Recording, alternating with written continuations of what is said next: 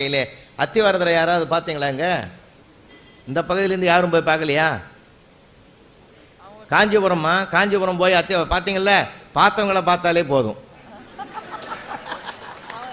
இல்லை உண்மை சொல்கிறேன் நான். இதில் லேசுப்பட்ட சாதாரணமாக போய் பார்த்துட்டாங்களா?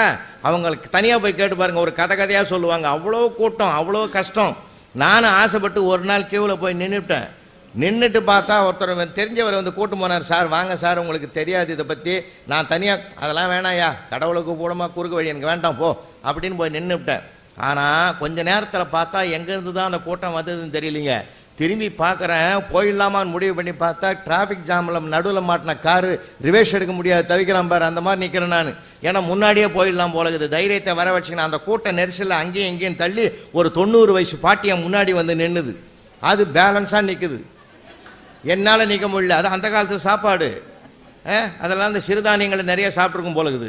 அது நல்லா ஸ்டெடியாக நிற்குது, நான் நிற்க முடியல. கால் மாறி ஆடிய படலம் நம்ம திருவிளையாடல், அது மாதிரி இடது காலில் கொஞ்சம் நேரம், வலது காலில் கொஞ்சம் நேரம் பேலன்ஸ் பண்ணி நான் பாட்டி தெம்பலியே பின்னாடி போகிறேன். அந்த பாட்டி வேகமாக நடந்து கிட்ட போய் அத்திவரதர்கிட்ட பிரார்த்தனை பண்ணிச்சு தெரியுமா உங்களுக்கு? அதுதான் எனக்கு ரொம்ப ஆச்சரியம். அத்திவரதா, அடுத்த முறையை நான் ஒன்று சேவிக்கணும் சார். நான் மிரண்டு போனேன். இப்பவே 90, ஒரு 40 சேருங்க. அவர் 40 வருஷத்துக்கு ஒரு தடவை தான் வெளியில் வருவார்.